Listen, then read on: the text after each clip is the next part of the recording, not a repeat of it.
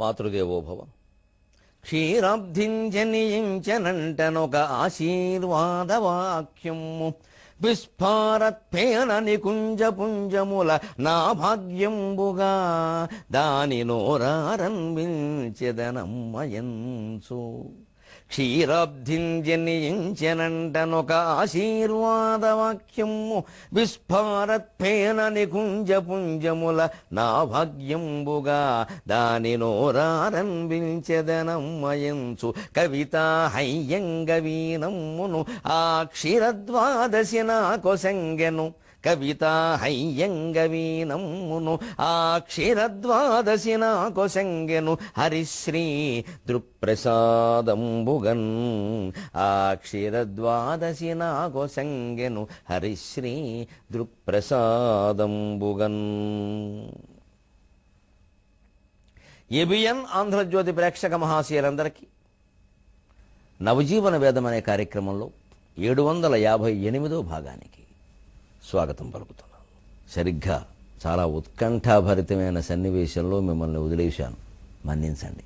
23:30 గంటలు కథ పారమ్యం తెలుసుకోవడానికి మీరు చాలా ఇబ్బంది పడి ఉంటారు. నా తాపత్రయం ఏమిటంటే ఆ తట్టుకోలేని వాళ్ళు ఆ సాక్షి వ్యాసాలు ఆ 2వ సంపుటమైనా కొని చదువుతారు కదా, అందుకోసమైనా చూస్తారు కదా.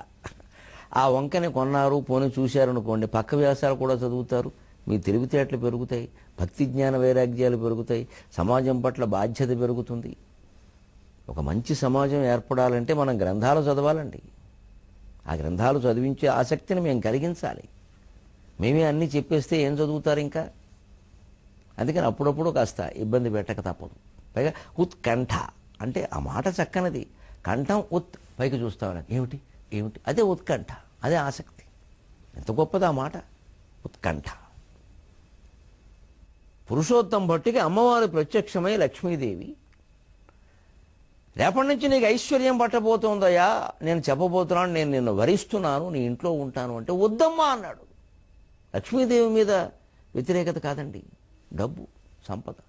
ఆవిడ ఆ రూపంలో ముత్తైదువులా వచ్చి ఇంట్లో ఉంటే అంతకంటే అదృష్టం ఉందా? అలా రాదు ఆవిడ. ఆవిడ స్వరూపం డబ్బు, డబ్బులో వస్తుంది. మరి లక్ష్మీదేవి స్త్రీ స్వరూపంలో ఉంటే పరిస్థితి వేరు, డబ్బు రూపంలో ఉంటే వేరు. అక్కడి నుంచి తనకి ఇప్పటి వరకు బ్రహ్మచారిగా సుఖంగా ఉన్నాడు, సత్రం పోయినా మటన్ నిద్ర. ఎవరో పిల్లని ఇస్తాడు, ఒక పిల్లనేమి చేసుకున్నంతమంది పిల్లలు ఇస్తారు. ఇంకెక్కడి నుంచి సంతానం, స్వార్థం, అప్పుల వాళ్ళు, తీసుకునేవాళ్ళు, ఇచ్చేవాళ్ళు, రకరకాలు వ్యాపారాలు, దొంగ భక్తులు, దొంగ శిష్యులు అందరూ చేరిపోతారు. అందుకని చాలా నిజాయితీగా నాకు వద్దు తల్లి, వద్దు తల్లి, వద్దు తల్లి, నీ కటాక్షాన్ని కాదనట్లేదు, నాకు డబ్బు వద్దమ్మా అన్నాడు. వద్దనడానికి నువ్వు అవడవయ్యా, ఇవ్వనడానికి నేనేవత్తని. అది సిద్ధాంతం అబ్బాయి. పాపకర్మ ఎలాగైతే అనుభవించక తప్పదో పుణ్యకర్మ కూడా అంతే. దీన్నే సుఖ ప్రారబ్ధం అంటారు. నీకు ఇష్టం లేనంత మాత్రాన్ని కుదరదు, ఇది అనుభవించాల్సిందే. నీకు ఐశ్వర్యం వస్తుంది. కావాలంటే ఏదో అంత ప్రాధేయపడుతున్నా కూడా ఇంకేమైనా ఉంటే చెప్పు అంటే, ఫోన్ లేనమ్మా అడుగుతున్నా, ఎప్పుడు వెళ్ళిపోతావో కాస్త చెప్పి వెళ్ళిపో అమ్మా ఒక 4-5 రోజుల ముందు అంటే, దానికేం అభ్యంతరం అయ్యా, అంతా నీ జాతకం అంతా లెక్క ఉంది కదా, ఎప్పుడు వెళ్ళిపోతారో 4-5 రోజుల ముందు ఇప్పుడే చెబుతున్నా, కావాలంటే రాసి పెట్టుకోండి, అంత పక్కాగా ఉంటుందండి కర్మ ప్రణాళిక. అయితే చెప్పమన్నాడు. ఏ రోజు నీ భార్య నువ్వు కట్టిన 7 అంతస్తుల మేడ మీదకి దాసీల సాయంతో ఎక్కి, ఏ లక్ష్మీవారం నాడు సాయంత్రం మేడ మించి కిందికి దిగుతూ, దాసీల చేయూతతో కిందికి దిగుతూ, ఎక్కడ చచ్చారా అందరూనూ, దరిద్రం పట్టిందా ఏమిటి, కొంపల్లో ఒక్కడో కూడా కనపడ్డంలా అని గట్టిగా అంటుందో, అది నేను వెళ్ళిపోవడానికి సూచన అంతే అని చెప్పిందండి. అప్పటి నుంచే ఇలాంటి సంప్రదాయాలు ఏర్పడ్డాక ఆడవాళ్ళ నోట ఈ దరిద్రమని, చచ్చారని ఇలాంటి మాటలు రావద్దు అని చెప్పారు. ఊరికే చెప్పరు పెద్దలు. అంత మాత్రం చేత ఏదో అయిపోతుందని కాదు, అది ఆ మాట అనకపోతే ఐశ్వర్యం ఉంటుందని కాదు. ఎందుకు అనాలి చెడ్డ మాటలు పరిగెట్టుకుని? కానీ నేను ఆశ్చర్యపోతూ ఉంటాను, సంప్రదాయానికి ఆచారానికి పేరు పొందిన కుటుంబాల్లోనే ఈ చచ్చారు, తగలడ్డారు, పిండాకుడు, శ్రాద్ధం ఈ మాటలు ఎక్కువ వస్తాయండి. ఆశ్చర్యంగా ఉంటుంది. మన ఇళ్లలో ఐశ్వర్యం నిలబడింది ఇందుకే. అంటే మనకే నిలబడాలని లేదు. శ్రాద్ధాలు, పిండాకుళ్ళు, చచ్చావు, తగలడ్డావు ఈ మాటలు వస్తుంటే ఐశ్వర్యం ఎందుకు ఉంటుంది? అందుకే మన భాషే మనం మార్చుకోవాలి. ఇది దేవతలకు ఇష్టమయ్యే భాష కాదు. పైగా చాలా చిన్నవాటికి ఆలస్యంగా వస్తే ఎక్కడ తగలడ్డావు? తగలబడ్డం ఏమిటండి? ఎంత మాట అంటే అది తగలబడ్డం ఏమిటి? కొడుకమ్మ వచ్చినవాడు నీకోసం చచ్చిపోతున్నాను చూడలేక చచ్చిపోవాలా? కళ్ళు కాయలు కాచేయనొచ్చు, ఎంతోసేపటి నుంచి చూస్తున్నాం అనొచ్చు. అంతగా వాడికి కాస్త జ్ఞానోదయం కావాలంటే నిగమ శర్మ అక్కలాగా పాండురంగ మహత్యంలో తెలంగాణ రామకృష్ణుడు మాటలాగా చాలా తెలివిగా ఒరే చందమామ కోసం చూసినట్టు చూస్తున్నావమ్మా నీ కోసం అనొచ్చు. కావ్యాలు చదివితే ఇలాంటి మాటలు వస్తాయి. లేకపోతే చచ్చాం, తగలడ్డాం, శ్రాద్ధం, పెండాకుడు ఇవే మిగులుతాయి. వాళ్ళకి అవే వచ్చేస్తాయి. నిత్యం ఇంట్లో ఈ పనికిమాలిన భాష తాండవం వాడుతుంటే పాలసముద్రంలో పుట్టినవాడు ఎందుకుంటుందండి? మన బతుకులు మనమే చెడగొట్టుకుంటూ ఉంటాం. అందుకే నేను ఎప్పుడు నీ భార్య ఏ లక్ష్మీవారం నాడు సాయంత్రం సంధ్యవేళ ఏడంతస్తుల మేడ నుంచి దాసీల సాయంతో కిందికి దిగుతూ ఎక్కడ చచ్చారా, నౌకర్లందరూ ఉన్నారా, పోయారా, దరిద్రం ఏమైనా వచ్చి పడిందా అని అంటుందో ఆ క్షణంతోనే ఐశ్వర్యం పోయినట్టే లెక్క అన్నాడు.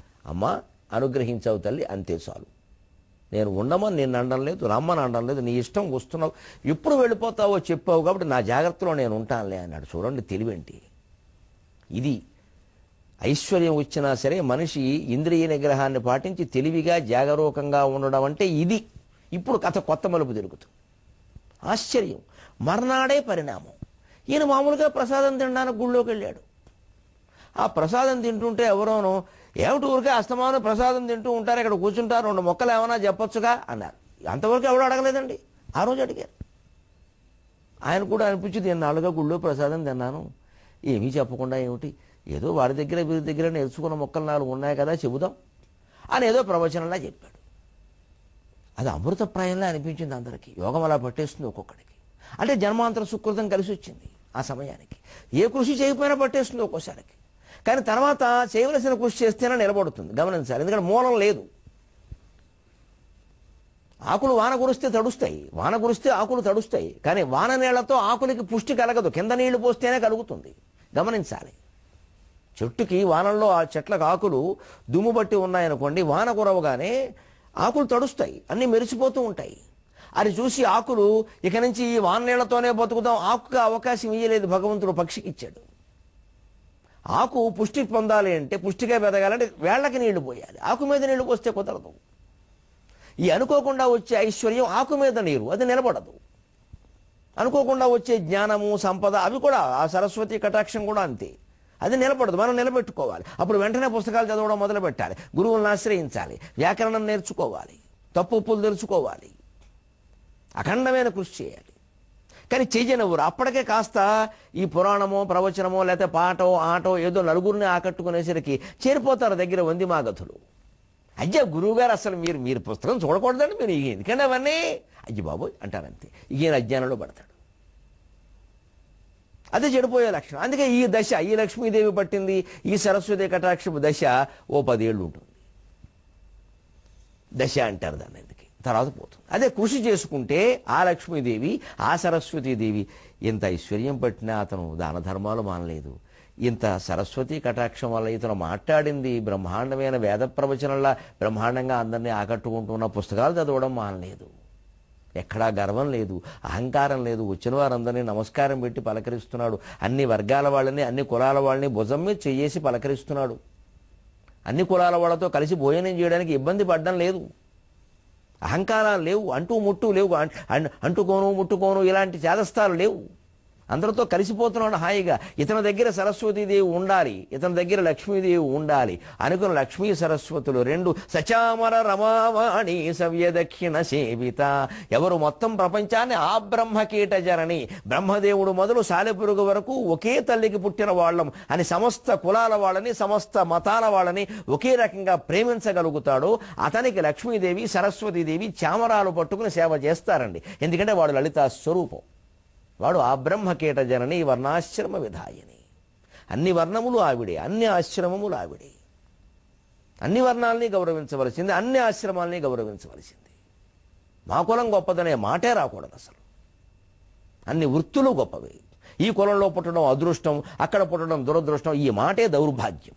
ఇదే దేశాన్ని పాడు చేసింది శతాబ్దాలుగా. బురదలోంచి కూడా పద్మాలు పుడుతున్నాయి, పద్మాల్లో కూడా పురుగులు పుడుతున్నాయి, చూస్తూనే ఉన్నాం మనం. సంస్కృతంలోనే చెప్పారు, క్రమయక్కిం నజాయంతే కుసుమేషు సుగంధిషు. అన్నీ చదువుకుంటూ అజ్ఞానంలో పడిపోతూ ఉంటాం.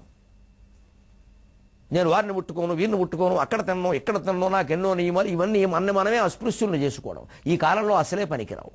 కథ బ్రహ్మాండంగా ముగుస్తుందండి.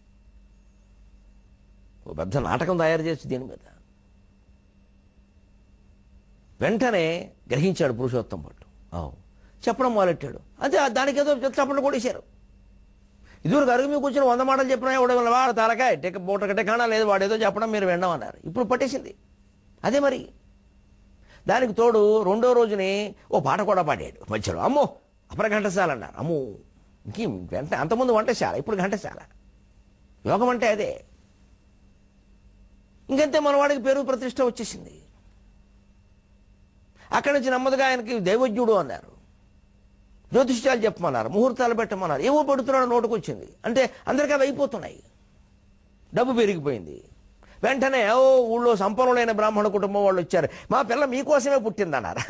ఆవిడ ఎందుకు పుట్టిందో వాడికి తెలియదు. ఇదివరకు ఇంతకాలం ఏమైందో అనేశారు. కట్నాలు చేసేసారు. కోట్లు ఉన్నాయి అక్కడ. అప్పుడే ఈయన వైభవాన్ని గురించి రాజుగారికి తెలిసింది. రాజుగారు ఆ గుళ్ళోకి వచ్చాడు. వెంటనే ఎవరో పరిచయం చేశారు. అంటే వెంటనే ఏమండి ఏదో చెప్పండి అన్నారు. పాట పాడినన్న పాట పాడాడు. ఆ సంగీతం కూడా కలిసిందేమో, బ్రహ్మాండంగా ఉంది ప్రవచనం. ఇంకా అని ఆయనే పాడుతున్నాడు హాయిగా. గానం జ్ఞానం రెండూను, గాన జ్ఞానం జ్ఞానగానం అంతా లక్ష్మీ కటాక్షం. ఆ రాజుగారికి చాలా ఆనందమైంది. మా ఆస్థానంలో మీరు ఆస్థాన విద్వాంసులుగా నియమింపబడుతున్నారు. ఈ రోజు నుంచి మీరు ఎప్పుడైనా రావచ్చు, అంతఃపురం సహా అన్ని చోట్లకి మీకు స్వాగతం. మీరు మా ఆస్థాన కవిగా, ఆస్థాన ప్రవచనకర్తగా, ఆస్థాన గాయకుడుగా ఉండాలన్నారు.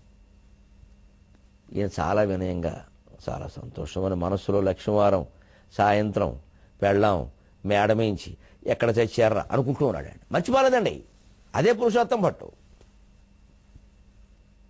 మర్చిపోలేదండి. ఆయన అలా అనగానే మనసులో ఈయన ఈ మాట అనుకున్నాడు. లక్ష్మీవారం సాయంత్రం 5:30 పెళ్ళాం దరిద్రపు మాటలు అని అనుకున్నాడండి.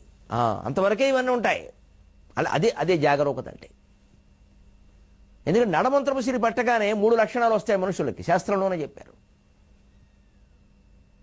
కీటబుద్ధిర్ మనుష్యేషు దేవతా బుద్ధిరాత్మని, ప్రామాణ్య బుద్ధి స్తోత్రేషు నూతనాయా శ్రియ ఫలం. ముందు ఎవరన్నా పొగుడుతూ ఉంటే అవన్నీ నిజమే అనుకుంటాడు. ప్రామాణ్య బుద్ధి స్తోత్రేషు, డబ్బున్న వాళ్ళ పొగుడుతున్నారని అనుకోడు, నిజం అనుకుంటాడు. నువ్వు మహాపండితుడు అంటే నిజం అనుకుంటాడు. మనకంటే ఊళ్ళో పండితులు చాలా మంది, వాళ్ళకంటే మనం ఎలా అవుతాం అనుకోండి. నిజమే, వాళ్ళకి పట్టిన యోగం నాకు పట్టింది, అంతే. వాళ్ళు నాకంటే కింద వాళ్ళు. ఇక వాళ్ళు వస్తే మాట్లాడు. ఇంకా వాళ్ళకి ఎప్పుడు ఫోన్ చేయడు, వాళ్ళు ఫోన్ చేస్తే పలకడు. కింద వాళ్ళు ఎవరో లేరని చెబుతూ ఉంటారు. వాళ్ళు మండిపోతుంది ఆ పండితుడికి. అంతేగా దేవతా బుద్ధిరాత్మని. పక్కన చేరిన శిష్యులు భక్తులు, మీరు సాక్షాత్ దేవత అండి, లేకపోతే మీకు ఈ యోగం ఎలా పడుతుందండి, అది ఇది అంటే, కష్టపడి పనిచేసి ఆ యోగం పట్టిన వాడికంటే కష్టపడకుండా యోగం పట్టిన వాడు గొప్పవాడి కింద కనబడతాడు. ఇదే దరిద్రం దేశంలో. కష్టపడి సంపాదించుకున్న వాడి కంటే కష్టపడకుండా పెట్టినవాడు గొప్పవాడు ఎలా అవుతాడండి? మనకు ఆ దృష్టి ఉండబట్టే కష్టపడకుండానే డబ్బు సంపాదించాలి, కష్టపడకుండానే జ్ఞానం సంపాదించాలి, కష్టపడకుండానే దైవానుగ్రహం సంపాదించాలనే ధోరణి ఈ దేశంలో పెరిగిపోయింది. అందుకే బద్ధకస్తులు ఎక్కువయ్యారు. కష్టపడితే కానీ ఏదీ రాదు అనే ఆలోచన ఉంటే 150 రూపాయలు కూలి పని చేయకుండా కూలీళ్ళకి ఇస్తామండి పథకాలు పెట్టి 2 గంటల పనికి. ఇప్పుడు వ్యవసాయానికి కూలి పనులు దొరకడం లేదు, కూలి మనుషులు దొరకడం లేదు. కష్టపడకుండానే అన్నీ వచ్చేస్తే అనే మాటలు దైవానుగ్రహం పేరు మీద ప్రచారం చేస్తే దేశం మొత్తం బద్ధకస్తుల జాతి అయిపోదా? మన పురాణాల్లో ఉంది అలాగా. ఇలాంటి కథలు ఉన్నాయండి, ఎంత చక్కని కథలు ఇవి. మనసులో మర్చిపోలేదు జాగరూకత. అందుకే అనుకున్నాడు వెంటనే, ఒక్కసారి ఎందుకో రాజాస్థానానికి వెళ్ళాలనిపించింది. ఓ సాయంత్రం కబురు చేశారు, ఏదో అక్కడ ఓ ప్రసంగం చేయమని. వెళ్ళాడు. మంచి బరంపురం పట్టు బ్రహ్మాండంగా 7,000 రూపాయలు పట్టు పంచి, మంచి పట్టు కండువ అన్నీ వేసుకుని, పట్టు లాల్చి అన్నీ వేసుకుని, మంచి కంకణాలు అప్పటికే ఉన్నాయిగా. లంకణాల రోజులు పోయాయి, కంకణాల రోజులు వచ్చాయి. పట్టుకుని వెళ్ళాడు. వెడుతుంటే విచిత్రంగా అతని మనస్సులో ఏమనిపించిందో తెలియదు. అప్పటికే రాత్రి 8 గంటల ప్రాంతం అయింది. ఆ సమయంలో రాజుగారి సభకేదో పిలిపించారు. ఇతను వెళ్ళడం ఆలస్యమైంది కొంచెం. అంత సమయంలో పిలవరు, 9 గంటలు కూడా అవుతుంది. కానీ వెళ్ళిపోతున్నాడు. ఎందుకంటే అడ్డు లేదని చెప్పాడుగా రాజు. వెళ్ళిపోతూనండి రాజుగారి మందిరం లోపలికి దగ్గరికి వెళ్ళేసరికి విచిత్రంగా ఆ ద్వారం దగ్గర ఉన్న భటులకు వాళ్ళు ఎవరు ఏం చెప్పారో తెలియదు. వైకుంఠానికి సనక సనందనాథులు వస్తేనైనా అడ్డుకున్నారు కానీ ఈయన అడ్డుకోలేదండి. 2 బల్లాలు ఇలా తీసేశారు, లోపలికి వెళ్ళిపోయాడు. భట్టుగారు ఇదివరకు కొట్టి ప్రసాదం భట్టు, ఇప్పుడు పురుషోత్తం భట్టు లోపలికి వెళ్ళిపోయాడు. అనేక మందిరాలు దాటుకుంటూ వెళ్ళిపోతున్నాడు. ఎక్కడ ఎవరు అడ్డు చెప్పట్లా. అతను ఏ పిశాచం ప్రవేశించిందో అతని మనస్సులో తెలియదు. ఇది ఐశ్వర్యాన్ని చెడగొట్టుకోవడానికో పోగొట్టుకోవడానికో తెలియట్లా. విచిత్రంగా ప్రవర్తిస్తున్నాడు. వెళ్ళిపోతున్నాడు లోపలికి. తిన్నగా రాణిగారు పడుకున్న మందిరంలో గడిపాడు. యోగం ఎంత పనైనా చేయిస్తుందండి. ఆశ్చర్యపోతున్నారు చూసిన వాళ్ళు కొంతమంది. వాళ్ళు తప్పకుండా భట్టుగారు రాజుగారికి ఆయన అంటే చాలా ఇష్టం, మీరెవరు అడ్డు చెప్పడానికి అంటారు. తప్పించారు, అన్ని బలాలు తీసేశారు, అడ్డులు తొలగిపోయి ఆటంకాలు తొలగిపోయి లోపలికి వెళ్ళిపోయాడు. విచిత్రంగా రాణి అప్పటికే 9 గంటలు కావస్తూ ఉండడం వల్ల ఆవిడకేదో పగలు కొన్ని వ్రతాలు నోములు కార్యక్రమాల్లోనూ అలసిపోయి ఉండడం వల్ల పడుకునుంది మంచం మీద. వెళ్ళాడండి విచిత్రంగా, ఎవరికీ చెప్పకుండా ఏమీ చేయకుండా ఏం చేస్తున్నాడో తెలియకుండా భూతమో ప్రేతమో పిశాచమో ఆవేశించింది అన్నట్టుగా ఆ రాణిగారిని ఇలా 2 చేతులతో పైకెత్తి ఇలా కౌగిలించుకున్నాడండి. ఎత్తుకుని ఆ కౌగిట్లోంచి ఆవిడని విడదీసి పక్క మంచం మీదకి ఇలా ఎత్తి పారేశాడండి మహారాణిని. ఎంత తప్పు, ఎంత నేరం, ఎంత ఘోరం. తలకాయ ఎగిలిపోయే వ్యవహారం కాదా. ఇప్పుడు ఐశ్వర్యం మొత్తం పోయి దరిద్రం పట్టద్దు. క్షణం, ఒక క్షణంలోనే కదా అన్ని తేడాలు. బుద్ధి పుట్టింది విచిత్రంగా. పడేశారండి. వెంటనే రాణి ఆశ్చర్యపోయి లేచి నిద్ర లేచి కిందకి దిగి ఎవడు వీడు. ఎందుకంటే అప్పటికి ఈయన్ని రాణి చూడలే, రాజు చూశాడు. కానీ నన్ను ఏం చేయడానికి వచ్చాడు, నన్ను కౌగులించుకోవడం వాడు, ఎత్తుకోవడం వాడు, ఇక్కడ పారేయడం వాడు, ఏమనుకుంటున్నాడు వీడు అని వెంటనే ఆవిడ నిలువుటద్దం దగ్గరికి వెళ్ళి, తాను అలంకరించుకునేటువంటి నిలువుటద్దం దగ్గరికి వెళ్ళి అక్కడ సొరుగులో ఉన్న వజ్రాలు పొదిగిన కత్తి తీసి వీడిని చంపడానికి మీదకి వచ్చిందండి. వెంటనే రాజుగారు వచ్చాడు అక్కడికి. రాణి ఆగు అన్నాడు. ఎందుకంటే రాణిగారి మంచం కేసి చూస్తే 6 అడుగుల పొడుగుండే తాచుపాము పందిర మీదకి ఎక్కి కిందికి దిగుతోంది రాణిగారిని కాటు వేయడానికి. దాని నుంచి ఆ ప్రమాదం నుంచి పురుషోత్తం భట్టు రాణిగారిని రక్షించాడు. అది జరిగింది. అతని మనస్సులో అది ఎందుకు తోచిందో తెలియదు, ఎందుకు వచ్చాడో తెలియదు. విచిత్రం రక్షించాడు. వెంటనే రాజుగారు చూసి, నా భార్యని కాపాడేవయ్యా, అందరిలాగా నేను బహుపత్ని వృతుడు కాదు నాయన, ఏకపత్ని వృతుడు రామచంద్రుడిలాగా నా భార్యని కాపాడేవయ్యా, బంగారు కొండ, ఇంకేం కావాలో, అదిగో తాచుపావం కరవబోతుంటే రాణి నిన్ను కాపాడాడు, ఎంత దుర్మార్గురాలు, వాణ్ణి చంపుతానంటావంటే రాణి కాళ్ళ మీద పడింది, రాజు కాళ్ళ మీద పడ్డాడు. ఇంకేం లోటండి. పురుషోత్తం భట్టు బ్రహ్మాండంగా భారత రత్న పురుషోత్తం భట్టు, పద్మ విభూషణ్ పురుషోత్తం భట్టు, పద్మశ్రీ పురుషోత్తం భట్టు. రాజుగారు పురస్కారాలు ఇచ్చాక సమస్త రాష్ట్రాలు ఇస్తాయి. అందరూ ఆశ్చర్యపోయారు. ఇదేమిటి, రాణిగారిని పాము గరుస్తుంది, అంతఃపురంలో పాము ఉందని ఈయనకెలా తెలిసింది? అప్పుడు అది రావడం ఏంటి, ఈయనలా చేయడం ఏంటి? ఏదో వ్యామోహంతో చేశాడో, ఒళ్ళు పొగరతో చేశాడో అనుకుంటున్నాం. ఇదా ప్రాణాలు కాపాడడం కోసమా? యోగం పడితే అలా ఉంటాయండి పనులు. ఎరగక చేసిన పని కూడా వేదాంతానికి వ్యాఖ్యానం అవుతుంది. ఎరగక చెప్పి తెలియక మాట్లాడిన మాట వేదాంతానికి వ్యాఖ్యానం అవుతుంది. అదే యోగం కలిసి రాలేదనుకోండి, ఎరగకుండా చేసిన పని ఎలక్ట్రిక్ షాక్ అవుతుంది. అంచేతన ఎప్పుడూ మనసులో దైవస్మరణ మానకూడదు. వాక్సిద్ధి ఉండాలంటే దైవస్మరణ మానకూడదు. శ్రాద్ధాలు పెండాకుళ్ళు తగలడ్డాలు చచ్చిపోవడాలు లాంటి మాటలు లోటమట రాకూడదు. ఎప్పుడూ దైవస్మరణే. పట్టేసింది యోగం అంతే. ఇంకా రాజుగారికి ప్రాణప్రదం అయిపోయాడు, రాణిగారికి పంచప్రాణాలు అయిపోయాడు. నా ప్రాణం కాపాడాడు. అక్కడే భవనం కట్టించి ఇచ్చారు. అసలు సంపదలన్నీ ఆయన ఇంట్లోనే ఉన్నాయి. రాజుగారు ఏం అడిగినా ఆయన అడిగి చేస్తున్నాడు. ప్రధానమంత్రి కంటే ఎక్కువైపోయాడు అక్కడ.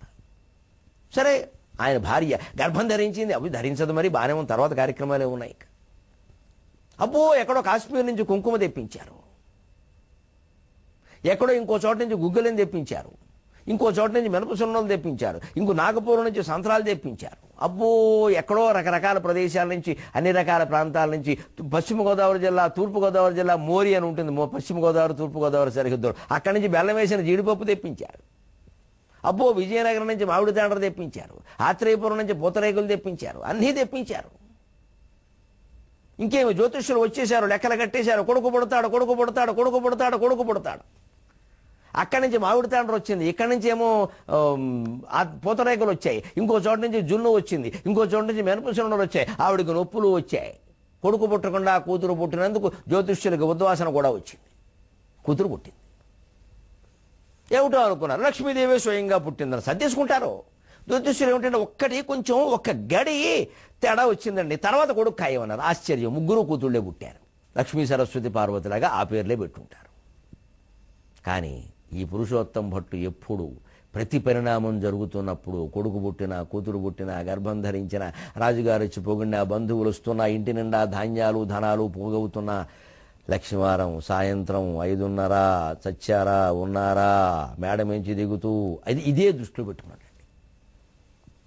ఎందుకంటే ఈ ఐశ్వర్యం వెళ్ళిపోవడమే అతనికి కావాలి, ప్రశాంత జీవనం లేదు. ఇది జ్ఞానాన్ని ఇవ్వదు, ఉన్న జ్ఞానాన్ని మింగేస్తుంది. నిజమైన జ్ఞానం అంటే ఈ పురుషోత్తం భట్టే. పురుషోత్తమ ప్రాప్తి యోగానికి ఉదాహరణ ఎక్కడా నేను వెతుకుతుంటే నాకు సాక్షి వ్యాసాలు దొరికింది పురుషోత్తమ భట్టు కథ. ఆశ్చర్యంగా ఇంత ఐశ్వర్యంతో ఉన్నాడు. ఒక్కరోజు సరిగ్గా ఇతను ఉయ్యాల బల్ల మీద బంగారపు గొలుసులతో ఉన్నటువంటి వెండి చెక్క ఉయ్యాల మీద ఇతను ఊగుతూ ఉంటే ఆ రోజు లక్ష్మీవారం. అప్పటికి సాయంత్రం అయింది, సూర్యాస్తమయం అవుతోంది. భార్య మేడమెట్లు మించి దిగుతోంది. దాసీలను పట్టుకుని ఎక్కడ చచ్చారా అందరూ, ఐశ్వర్యం అంతా పోయి దరిద్రం పట్టిందా, ఒక్కళ్ళు బలకనే అనంది. ఆ మాట వినపడింది. వెంటనే వెళ్ళాడు ఆశ్చర్యకరంగా. ఇంట్లో ఉన్న లక్ష్మీదేవి దగ్గరికి, విగ్రహం దగ్గరికి వెళ్ళాడు. అమ్మా సంతోషం తల్లి, శాంతాకారం, నన్ను విడిచిపెట్టి వెళ్ళిపోతున్నావు, నాకు అదే కావాలి, నాకు అదే కావాలి, నాకు అదే కావాలి, ఇంకొద్దు, నన్ను విడిచిపెట్టి వెళ్ళిపోతున్నావు, నీకు నమస్కారం అమ్మా అని లక్ష్మీదేవి కృతజ్ఞతాపూర్వకంగా నమస్కారం పెట్టాడు. భార్య దగ్గరికి వెళ్ళాడు. చెయ్యెట్టుకుని బరబర లాక్కొచ్చాడు. వంటింట్లోకి వెళ్ళాడు. ఎవ్వరు లేకుండా తలపించాడు. నీకు చెబుతున్నా, ఒక్క క్షణం విను, నా మాట విను, నా మాట విను, ఏమిటి అని అడక్కు, నేను చెప్పినట్టు చెయ్యి, తక్షణం పుట్టింటికి వెళ్ళిపో, ఈ ఐశ్వర్యం అంతా పట్టుకెళ్ళిపో, ఈ ధనము కనకము వస్తువులు వాహనములు అన్నీ పిల్లల్ని తీసుకుని నీ పుట్టింటికి వెళ్ళిపో, నీకు తెలియదు తర్వాత పరిణామాలు, నేను ఉత్తరం వేస్తా, నువ్వు వెళ్ళిపో, ఈ ఐశ్వర్యం అంతా తీసుకో, నీ ఇష్టం వచ్చినట్టు వాడుకో, తర్వాత ఎప్పుడో వస్తా, నిన్ను కలవడానికి వస్తా, నేనేం నీకు అన్యాయం చేయట్లా. భర్త లేకపోతే ఆర్థికంగా భార్య చాలా దెబ్బతింటుంది, భార్య లేకపోతే భర్త మానసికంగా దెబ్బతింటాడు. నేను మానసికంగా దెబ్బతిన్నా మంచిదే, నువ్వు ఆర్థికంగా దెబ్బ తినద్దు, ఇల్లాలా, నువ్వు నాకు దేవతవి, నువ్వు వెళ్ళిపో, నా మాట విను. అంటే ఏమిటండి, నేను ఎందుకు చెబుతున్నానో విను, నేను వివరాలు అడగద్దు, వెళ్ళిపో, ఈ రాత్రి వెళ్ళిపో అని రాజుగారి దగ్గర తనకు పరుగుబడి ఉండగానే ఒంటెద్దు బండి గట్టించాడు. గజాలు, ఒంటెద్దు బండి కర్మ ఏమిటండి, ఏనుగులు, గుర్రాలు, లొట్టిపెట్టలు సమస్తంతో రాజుగారు ఏర్పాటు చేశాడు. ఏదో మళ్ళీ కొత్తగా గర్భం ధరిస్తే సూడిదలకి పుట్టింటికి పంపుతున్నట్టే పంపించేశారు. బ్రహ్మాండమైన వైభవాలతో ధనకనక వస్తువాహనాలన్నీ అత్తారింటికి వెళ్ళిపోయినాయి. ఒక్కడే ఉన్నాడు. 2 రోజులైంది. ఎప్పుడు వేటకెళ్ళినా పురుషోత్తం భట్టును కూడా తీసుకెళ్లడం రాజుగారికి అలవాటు. రాజుగారు కూడా రమ్మన్నాడు. ఈయన మనస్సులో నమోస్తు దేవ్యై భృగునందనాయై నమోస్తు అనుకుంటూ లక్ష్మీ కనకధారాస్తవం చదువుకుంటూ పరమేశ్వరుని మరిచిపోకుండా నాగేంద్రకారాయ త్రిలోచనాయ, ఐశ్వర్యం వెళ్ళిపోయింది, ఇక జ్ఞానం ఇవ్వలసిన వాడు నువ్వు పరమేశ్వర, నాగేంద్రకారాయ త్రిలోచనాయ భస్మాంగరాగాయ మహేశ్వరాయ నిత్యాయ శుద్ధాయ దిగంబరాయ తస్మై నకారాయ నమః శివాయ, తస్మై మకారాయ నమః శివాయ, తస్మై శికారాయ నమః శివాయ, తస్మై వకారాయ నమః శివాయ, తస్మై యకారాయ నమః శివాయ అని శివస్తోత్రాన్ని మానకుండా జ్ఞానం మాత్రమే కోరుకుంటూ రాజుగారి వెంట అడవులకు వెళ్ళాడు వేట నిమిత్తం. వేట జరిగింది. ఓ అడవి పందిని వేటాడుతున్నాడు. రాజుగారు దూరం వెళ్లాల్సి వచ్చింది. అడవి పందిని తరువుకుంటూ వెళ్ళిపోయాడు. ఈయన కూడా వెళ్ళక తప్పలేదు. గుర్రం మీద, పక్క గుర్రం మీద వెళ్ళాడు. గుర్రపు స్వారీలు అవి అప్పటికే నేర్చుకున్నాడు. అందలాలెక్కాడు. అందుకని పక్క గుర్రం మీద ఈయన వెళ్ళాడు. రాజుగారు వెళ్ళాడు. వీరిద్దరూ చీమల దూరణ చెట్టడవులోకి, కాకుల దూరణ కారడవులోకి వెళ్ళిపోయారు. భయంకరమైన తుఫాను గాలి వీచింది. బ్రహ్మాండమైన వర్షం కురిసింది. సైన్యమంతా, ఏటకు కూడా వచ్చిన సైన్యమంతా ఎక్కడికి వెళ్ళిపోయారో తెలియదు. చెట్టుకొకరు పుట్టకొకరు అయ్యారు. చివరికి రాజు పురుషోత్తం భట్టు ఇద్దరు వాన వెలిశాక ఓ చెట్టు కింద కూలబడ్డారు. వాన నుంచి రక్షించుకోవడం కోసం ఓ చెట్టు కింద నిలబడ్డారు. అప్పటికి వాన వెలిసింది. ఇంకా సైనికులు ఎవరూ రావట్లా. అక్కడ రాజు నిద్రపోతున్నాడు, గాఢ నిద్రలో ఉన్నాడు. ఆయనకి అలసట వచ్చి నిద్ర పట్టేసింది. పురుషోత్తం భట్టు అలాగే గాఢ నిద్రలో ఉండగా రాజుగారిని లేపడం భావ్యం కాదని వాన వెలిసినా సరే చూస్తున్నాడు. ఈలోగా విచిత్రంగా వారు పడుకున్నది ఒక చింత చెట్టు కావడం వల్ల ఆ పైన ఉండేటువంటి ఒక కాకి ఆ రాజుగారి మెడ మీద రెట్టేసింది. రాజుగారి మెడ మీద కాకి రెట్టేసింది. అది 2-3 రెట్లేసిందేమో, అలా వ్యాపించేసింది. చూడలేకపోయాడు. ఎంతైనా బ్రాహ్మడు, అశౌచానికి తట్టుకోలేడు. చూసి చీచి రాజుగారి మెడ మీద రెట్టేమిటి, తీసేద్దాం అని కుడి చేయి చాపాడు. ఇంత బ్రాహ్మణుని కుడి చేత్తో రెట్ట తీయడం దరిద్రం అని ఎడం చేయి చాపాడు. అస్సలు చేత్తో ముట్టుకోవడమే దరిద్రం. ఇది ఎలా చేద్దాం, గట్టిగా ఏదన్నా ఇలా లాగితే ఏ చేత్తోనో తీయడానికి వీల్లేదు. ఈయనకి మెలకు రాకుండా ఏదో చెయ్యాలి, పాపం అలసిపోయి పడుకున్నాడు అని ఆశ్చర్యకరంగా ఆ రెట్ట ఎలా తీయాలి అని ఆలోచన చేస్తున్నాడు. 23:30 గంటలైనా రెట్ట తీసే ఉపాయం దొరుకుతుందో దొరకదు. మీరెవరైనా తెలిస్తే ఆయనకి ప్రాణం పోకుండా, మెలకువ రాకుండా, బ్రాహ్మణుడికి ఇబ్బంది కలగకుండా రెట్ట ఎలా తీయాలో చెప్పండి. 23:30 గంటల్లో మళ్ళీ కలుద్దాం. అంతవరకు తెలుగులో మాట్లాడదాం.